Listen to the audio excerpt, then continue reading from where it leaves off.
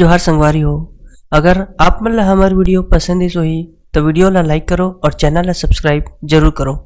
और हाँ, बेल आइकन ला जरूर दबाओ ताकि हमार नवा अवैया वीडियो आप मन ला सबले पहले मिले। जय जोहार, जय छत्तीसगढ़।